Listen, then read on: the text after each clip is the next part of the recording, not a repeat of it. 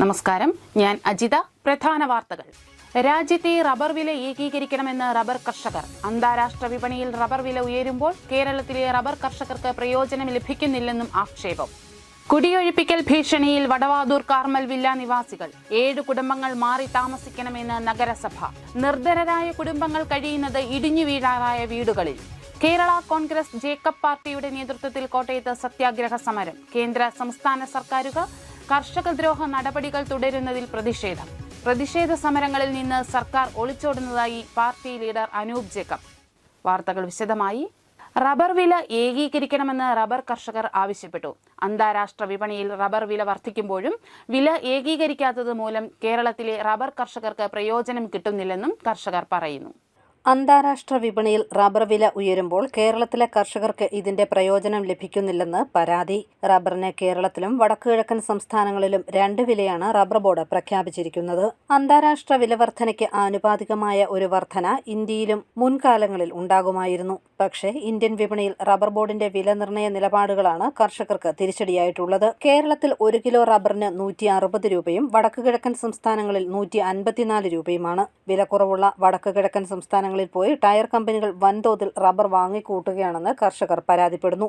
ഇത് കേരളത്തിലെ റബ്ബർ വിപണിയിൽ വലിയ ഇടിവും ആഘാതവുമാണ് ഉണ്ടാക്കുന്നത്. നിലവിൽ റബ്ബർ ബോർഡ് പ്രഖ്യാപിക്കുന്ന വിലയേക്കാൾ 5 രൂപ കുറച്ചാണ് കർഷകർക്ക് വില ലഭിക്കുന്നത്. ഈ സാഹചര്യത്തിൽ ഇന്ത്യയിലെ റബ്ബറിന്റെ വില ഏകീകരിക്കാൻ റബ്ബർ ബോർഡ് തയ്യാറാകണമെന്നാണ് കർഷകരുടെ ആവശ്യം. കർഷക കോൺഗ്രസ് ജില്ലാ ജനറൽ സെക്രട്ടറി എബി ഐപ്പ്. കേരളത്തിൽ 160 രൂപ പ്രഖ്യാപിക്കുമ്പോൾ നോർത്ത് ഈസ്റ്റ് സംസ്ഥാനങ്ങളിൽ 152 മുതൽ 154 രൂപ വരെയാണ് പ്രഖ്യാപിക്കുന്നത്. ഇതുമൂലം ഇവിടുത്തെ വൻകിട കച്ചവടക്കാർ വലിയ തോതിൽ നോർത്ത് ഈസ്റ്റ് സംസ്ഥാനങ്ങളിൽ പോയി ഷീറ്റ് വാങ്ങിക്കുകയാണ്. തൽഫലമായി കേരളത്തിലെ മാർക്കറ്റിൽ നിന്നും കർഷകരുടെ ഷീറ്റുകൾ വാങ്ങാത്ത ഒരു സാഹചര്യമുണ്ടാകുന്നു. അത് വലിയ പ്രതിസന്ധിയാണ് ഈ മേഖലയിൽ ഉണ്ടാക്കിക്കൊണ്ടിരിക്കുന്നത്. ഫലത്തിൽ നല്ല വില ലഭിക്കേണ്ട ഒരു സാഹചര്യം ഉണ്ടായിട്ട് പോലും കേരളത്തിലെ കർഷകർ വലിയ തോതിൽ അവഗണിക്കപ്പെടുകയാണ്. ഇതിൽ റബ്ബർ ബോർഡിൻ്റെ വലിയ ഒരു കെടുകാര്യസ്ഥത തന്നെയുണ്ട്. അവർ ആസൂത്രിതമായി വൻകിട ടയർ കമ്പനികൾക്ക് ഒത്താശ ചെയ്യുന്ന നടപടിയാണ് ഇപ്പോൾ സ്വീകരിച്ചുകൊണ്ടിരിക്കുന്നത്. അത് മാറ്റാൻ ആവശ്യമായ നടപടി സ്വീകരിച്ചുകൊണ്ട് ഇന്ത്യയിലെ റബ്ബറിന് ഏകീകൃത വില കൊണ്ടുവന്ന് ഇന്ത്യയിൽ ഏറ്റവും നല്ല റബ്ബർ ഉൽപ്പാദിപ്പിക്കുന്ന കേരളത്തിലെ റബ്ബർ കർഷകർക്ക് ന്യായവില ഉറപ്പാക്കാൻ ആവശ്യമായ നടപടികളുമായി റബ്ബർ ബോർഡ് മുന്നോട്ട് വന്നില്ല എങ്കിൽ റബ്ബർ കർഷകരെ സംഘടിപ്പിച്ചുകൊണ്ട് ശക്തമായ സമരപരിപാടികളുമായി മുന്നോട്ട് പോകാനാണ് തീരുമാനം. കർഷകർക്ക് ആശ്വാസമായ റബ്ബർ വില സ്ഥിരതാ പദ്ധതിയും പ്രതിസന്ധിയിലാണ്. ബില്ലുകൾ അപ്ലോഡ് ചെയ്യാനുള്ള വെബ്സൈറ്റ് നിലച്ചിട്ട് മാസങ്ങൾ പിന്നിട്ടിട്ടും യാതൊരു നടപടിയും ഉണ്ടാകാത്തത് കർഷകർക്കിടയിൽ ആശങ്ക ഉയർത്തിയിട്ടുണ്ട്. ഇന്ത്യയിലെ റബ്ബർ വില ഏകീകരിക്കാനും റബ്ബർ ബോർഡ് തയ്യാറായില്ലെങ്കിൽ ശക്തമായ സമരപരിപാടികളുമായി മുന്നോട്ടു പോകാനാണ് കർഷക കോൺഗ്രസിന്റെ തീരുമാനം. News bureau, Kottayam. കോട്ടയം നഗരസഭയുടെ കനിവ് പ്രതീക്ഷിച്ച് വടവാതൂർ കാർമൽ വില്ല നിവാസികൾ. കോളനിയിൽ താമസിക്കുന്ന 7 കുടുംബങ്ങളാണ് കുടിയൊഴിപ്പിക്കൽ ഭീഷണി നേരിടുന്നത്. കോട്ടയം വടവാതൂരിലെ കാർമൽ വില്ല കോളനി നിവാസികൾ കുടിയൊഴിപ്പിക്കൽ ഭീഷണി നേരിടുന്നു. വർഷങ്ങളായി കോളനിയിൽ താമസിക്കുന്ന 7 കുടുംബങ്ങൾ ഇവിടെ നിന്ന് മാറി താമസിക്കണമെന്നാണ് നഗരസഭ ആവശ്യപ്പെട്ടത്. വർഷങ്ങൾക്ക് മുൻപ് നഗരസഭ നിർമ്മിച്ചു നൽകിയ ഇടിഞ്ഞു വീഴാറായ വീടുകളിലാണ് ഈ കുടുംബങ്ങൾ കഴിയുന്നത്. ഇവിടെ സ്വന്തമായി വീട് നിർമ്മിക്കുന്നതിന് വേണ്ടി സ്ഥലത്തിന് ഉടമസ്ഥാവകാശം നൽകണമെന്നതാണ് ഇവരുടെ ആവശ്യം. പ്രായമായവരും സ്ത്രീകളും കുട്ടികളും അടങ്ങിയ കൂടെയാണ് വീടുകളിൽ കഴിയുന്നത്. ഞങ്ങൾ തിരുവഞ്ചൂരാധാകൃഷ്ണനെ 18-ാം തീയതി ഉച്ചയ്ക്ക് ശേഷം കാണാൻ ചെന്നു. ഞങ്ങളൊരു നിവേദനം കൊടുത്തു. ഞങ്ങളുടെ സ്ഥലത്തിന് പട്ടയമില്ല. 40 വർഷത്തിന് മേളിലായി താമസിക്കാൻ തുടങ്ങിയിട്ട് വീടിൻ്റെ അവസ്ഥയെന്ന് പറയുന്നത് ഏത് സമയവും ഇടിഞ്ഞു വീഴും. ആ ഒരു അവസ്ഥയിൽ ഭീതിയോടുകൂടിയാണ് ഞങ്ങളവിടെ താമസിക്കുന്നത്. സാറിൻ്റെ അടുത്ത് ഞങ്ങൾ ചെന്ന് നിവേദനം കൊടുത്തു. സാർ ഓൾറെഡി കളക്ടറെ വിളിച്ചു പറഞ്ഞു അവരുടെ അവസ്ഥ ഇങ്ങനെയാണ് എന്ന് സംസാരിക്കുകയും ചെയ്തു. പക്ഷേ ഞങ്ങൾ മുനിസിപ്പാലിറ്റി ചെന്ന് അന്വേഷിച്ചപ്പോൾ CPM-ൻ്റെ ആളുകളും BJP-യുടെ ആളുകളും ഞങ്ങൾക്ക് പട്ടയം തരുന്നതിനോട് അനുകൂലമായ നിലപാടാണ് സ്വീകരിച്ചത്. പക്ഷേ UDF-ൻ്റെ ആളുകളാണ് ഇവർക്ക് കൊടുക്കണ്ട എന്നുള്ള നിലപാടിലെത്തിയിരിക്കുന്നത്. അപ്പം ഞങ്ങൾ റിക്വസ്റ്റ് ചെയ്തെന്താണെന്ന് വെച്ചാൽ ഞങ്ങൾക്ക് പട്ടയം തന്നാൽ ഞങ്ങൾക്ക് അവിടെ ഒരു അറച്ചുടപ്പുള്ള ഒരു വീട് വയ്ക്കാൻ ഞങ്ങൾക്ക് സാധിക്കും. അതാണ് ഞങ്ങളുടെ ആവശ്യം. കെട്ടിടങ്ങളുടെ ഉടമസ്ഥത നഗരസഭയ്ക്കായതിനാൽ ഇവർക്ക് സ്വന്തമായി അറ്റകുറ്റപ്പണി നടത്താൻ കഴിയില്ല.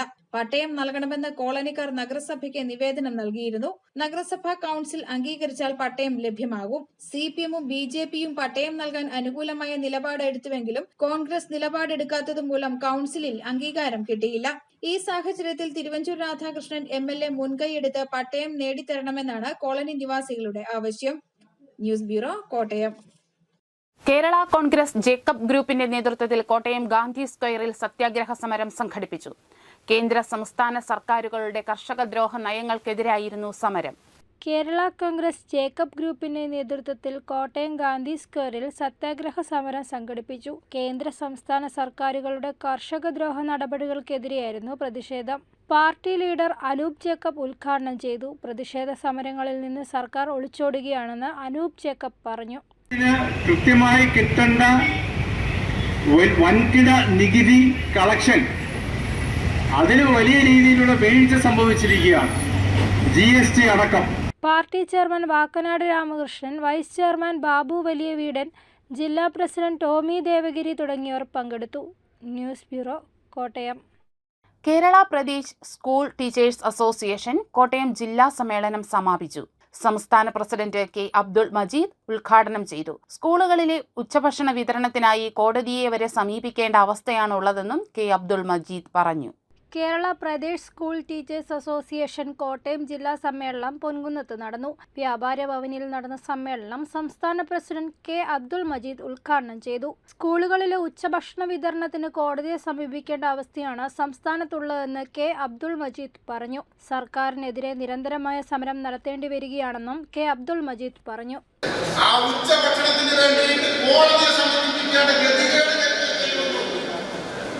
ഈ സർക്കാരിന് മുന്നിൽ നിരന്തരമായ സമരം നടത്തി വിദ്യാഭ്യാസ മന്ത്രിയെ കാണുമ്പോൾ അധ്യാപകർ പറഞ്ഞു, സാർ ഉച്ചഭക്ഷണത്തിന്റെ കുടിശ്ശിക, സാർ ഉച്ചഭക്ഷണത്തിന്റെ 2016 നിരക്കാതിരുന്ന അതിന് നടന്നത് അദ്ദേഹം കണ്ടില്ലെന്ന് തെളിച്ചു. അപ്പോഴാണ് നമ്മൾ കോടതിയെ സമീപിച്ചത്. കോടതിയുടെ ഉത്തരവ് പ്രകാരമാണ് ഇതുവരെയുള്ള കുടിശ്ശിക കിട്ടിയത്. ഓരോ കേസും വരുമ്പോഴാണ് കുടിശ്ശിക കിട്ടുക. ജില്ലാ പ്രസിഡന്റ് ആർ രാജേഷ് അധ്യക്ഷനായി. സംസ്ഥാന സെക്രട്ടറി TU സൗദത്ത്, KSSSPA സംസ്ഥാന secretary TS Saleem, DCC secretary advocate PA Shameer, സംസ്ഥാന എക്സിക്യൂട്ടീവ് അംഗം MC സക്കറിയ തുടങ്ങിയവർ പങ്കെടുത്തു. തുടർന്ന് അധ്യാപക പ്രകടനം നടന്നു. Advocate Wilson Mathews flag off ചെയ്തു. വ്യാപാര ഭവൻ പടിക്കൽ നിന്നും ആരംഭിച്ച പ്രകടനം ടൗൺ ചുറ്റി രാജേന്ദ്ര മൈതാനത്ത് സമാപിച്ചു. തുടർന്ന് പ്രതിനിധി സമ്മേളനവും പുതിയ കൗൺസിൽ തെരഞ്ഞെടുപ്പും നടന്നു. ജില്ലാ പ്രസിഡന്റായി ആർ രാജേഷിനെയും ജില്ലാ സെക്രട്ടറിയായി മനോജ് V പോളിനെയും ട്രഷററായി ടോമി ജേക്കബിനെയും തെരഞ്ഞെടുത്തു. News bureau, Ponkunnam. മണ്ഡല മകരവിളക്ക് ശബരിമലയിൽ ആകെ വരുമാനം 357.47 കോടി രൂപ. കഴിഞ്ഞ സീസണിൽ ഇതിനേക്കാൾ 10 കോടിയുടെ വർധനയാണ് ഉണ്ടായിട്ടുള്ളത്. ഈ വർഷം സീസണിൽ 50 ലക്ഷം ഭക്തരും ദർശനം നടത്തി. 2023-24 വർഷത്തെ ശബരിമല മണ്ഡല മകരവിളക്ക് സീസണിൽ ആകെ 357.47 കോടി രൂപ വരുമാനം ലഭിച്ചു. കഴിഞ്ഞ വർഷം 347.12 കോടി രൂപയായിരുന്നു വരുമാനം. ഈ വർഷം 10,35,55,025 രൂപയുടെ വർധനയാണ് വരുമാനത്തിലുണ്ടായത്. അരവണ വിൽപ്പനയിലൂടെ 146,99,37,700 രൂപയും, അപ്പം വിൽപ്പനയിലൂടെ 17,64,77,795 രൂപയും ലഭിച്ചു. കാണിക്ക ഇനിയും എണ്ണിക്കഴിഞ്ഞിട്ടില്ലെന്നും ഈ ഇനത്തിൽ ലഭിച്ച വരുമാനം 10 കോടിയെങ്കിലും ഉണ്ടാവുമെന്നാണ് പ്രതീക്ഷിക്കുന്നതെന്നും ദേവസ്വം അധികൃതർ അറിയിച്ചു. ഭക്തരുടെ എണ്ണത്തിലും ഈ വർഷം വർധനയുണ്ടായിട്ടുണ്ട്. 50,06,412 ഭക്തരാണ് ഇത്തവണ ശബരിമല നടചവിട്ടിയത്. കഴിഞ്ഞ സീസണിൽ ഇത് 44,16,219 പേരായിരുന്നു. 5 ലക്ഷം ഭക്തരാണ് ഇത്തവണ അധികമായി വന്നത്. ഇത്തവണ മണ്ഡലകാലം ആരംഭിക്കുന്നതിന് 7 മാസങ്ങൾക്ക് മുൻപേ തന്നെ മുന്നൊരുക്കങ്ങൾ ആരംഭിച്ചിരുന്നതായും ദേവസ്വം അധികൃതർ അറിയിച്ചു. News bureau, Ponkunnam. മധ്യപ്രദേശ് മുൻ മുഖ്യമന്ത്രി ശിവരാജ് സിംഗ് ചൗഹാൻ രാമപുരത്തെ 4 അമ്പലങ്ങളിൽ ദർശനം നടത്തി. 4 അമ്പല ദർശനം നവ്യ അനുഭവം പകർന്നതായി അദ്ദേഹം പറഞ്ഞു. ഇന്ത്യയിലെ മറ്റ് മഹാക്ഷേത്രങ്ങളിൽ നിന്നും വ്യത്യസ്തമായി ഗ്രാമങ്ങളിൽ സ്ഥിതി ചെയ്യുന്ന രാമപുരത്തെ 4 അമ്പലങ്ങളിലെ ദർശനം വേറിട്ട അനുഭവമായിരുന്നുവെന്ന് മധ്യപ്രദേശ് മുൻ മുഖ്യമന്ത്രി ശിവരാജ് സിംഗ് ചൗഹാൻ. നൂറ്റാണ്ടുകളുടെ പഴക്കമുള്ള ശ്രീരാമന്റെയും സഹോദരന്മാരായ ലക്ഷ്മണന്റെയും ഭരതന്റെയും ശത്രുഘ്നന്റെയും ക്ഷേത്രങ്ങളിൽ അയോധ്യയിലെ ശ്രീരാമക്ഷേത്ര പ്രാണപ്രതിഷ്ഠാ ചടങ്ങുകളുടെ സമയത്ത് തന്നെ ദർശനം നടത്താൻ അവസരം ലഭിച്ചത് ഭാഗ്യമായി കരുതുന്നതായും അദ്ദേഹം പറഞ്ഞു. ശനിയാഴ്ച രാമപുരം ശ്രീരാമസ്വാമി ക്ഷേത്രത്തിലെത്തിയ ശിവരാജ് സിംഗ് ചൗഹാനെ 4 അമ്പല ദർശന കമ്മിറ്റി ഭാരവാഹികൾ ചേർന്ന് സ്വീകരിച്ചു. ശ്രീരാമസ്വാമി ക്ഷേത്രത്തിലെ ദർശനത്തിന് ശേഷം കൂടപ്പുലം ശ്രീ ലക്ഷ്മണസ്വാമി ക്ഷേത്രത്തിലും അമനകര ശ്രീ ഭരതസ്വാമി ക്ഷേത്രത്തിലും മേദിരി ശത്രുഘ്നസ്വാമി ക്ഷേത്രത്തിലും ദർശനം നടത്തി വഴിപാടുകളും നടത്തി 1 മണിയോടുകൂടിയാണ് അദ്ദേഹം മടങ്ങിയത്. BJP ജില്ലാ പ്രസിഡന്റ് ലിജിൻ ലാൽ ഒപ്പമുണ്ടായിരുന്നു. നാലമ്പല ദർശന കമ്മിറ്റി ഭാരവാഹികളായ PR രാമൻ നമ്പൂതിരി, സോമനാഥൻ നായർ, അക്ഷയ, രഘു കുന്നൂറില്ലം, PP നിർമ്മലൻ, ശ്രീകുമാർ ഉണ്ണികൃഷ്ണൻ, ദിലീപ്, വിഷ്ണു, വാസുദേവൻ നായർ തുടങ്ങിയവർ ചേർന്നാണ് മുൻ മുഖ്യമന്ത്രിയെ സ്വീകരിച്ചത്. News bureau, Pala. Aided school നിയമനങ്ങൾ വൈകിപ്പിക്കുന്ന ഉദ്യോഗസ്ഥർക്കെതിരെ സർക്കാർ നടപടി സ്വീകരിക്കണമെന്ന് KSTA. വിവിധ ആവശ്യങ്ങളുമായി KSTAയുടെ നേതൃത്വത്തിൽ പാലാ ഉപജില്ലാ വിദ്യാഭ്യാസ ഓഫീസിന് മുന്നിൽ ധർണ നടത്തി.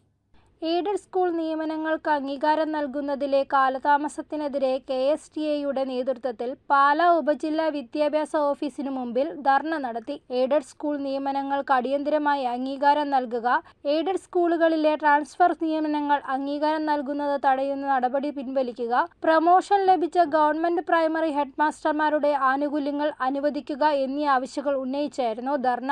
വ്യക്തമായ സർക്കാർ ഉത്തരവുകൾ ഉണ്ടായിട്ടും എയ്ഡഡ് സ്കൂൾ നിയമനങ്ങൾക്ക് അംഗീകാരം നൽകുന്നതിൽ കാലതാമസം വരുത്തുന്ന ഉദ്യോഗാർത്ഥികൾക്കെതിരെ സർക്കാർ കർശന നടപടി സ്വീകരിക്കണമെന്ന് ധർണ ഉദ്ഘാടനം ചെയ്ത് KSTA സംസ്ഥാന എക്സിക്യൂട്ടീവ് അംഗം KV അനീഷ് ലാൽ ആവശ്യപ്പെട്ടു. പൊതുവിദ്യാഭ്യാസത്തെ ശക്തിപ്പെടുത്തുന്നതിന്റെ ഭാഗമായിട്ട് എല്ലാ ദിവസവും അധ്യാപകർ ജോലി ചെയ്യുകയും എന്നാൽ അവർക്ക് 1 രൂപ പോലും വേതനം കിട്ടുകയും ചെയ്യുന്നില്ലാത്ത അവസ്ഥയാണുള്ളത്. 2023-24 വർഷത്തെ അപ്പോയിന്റ്മെന്റുകൾ ഒന്നും തന്നെ ഈ ജനുവരി മാസം അവസാനിക്കാറാകുമ്പോഴും കിട്ടിയിട്ടില്ല. ഒരു നിയമനങ്ങൾ പോലും കോട്ടയം ജില്ലയിലെ തന്നെ പാസാക്കിയിട്ടില്ല എന്നത് വളരെ വിഷമത്തോടെ അറിയിക്കുകയും നമുക്കറിയാം എങ്ങനെ ഇവർ ജീവിക്കും. ഓരോ ദിവസവും അവർക്ക് കുടുംബങ്ങളുണ്ട്, അവർക്ക് മാതാപിതാക്കളുണ്ട്, അവർക്ക് മക്കളുണ്ട്, അവരെ ആശ്രയിച്ചു കഴിയുന്ന ഒരു വിഭാഗമുണ്ട്.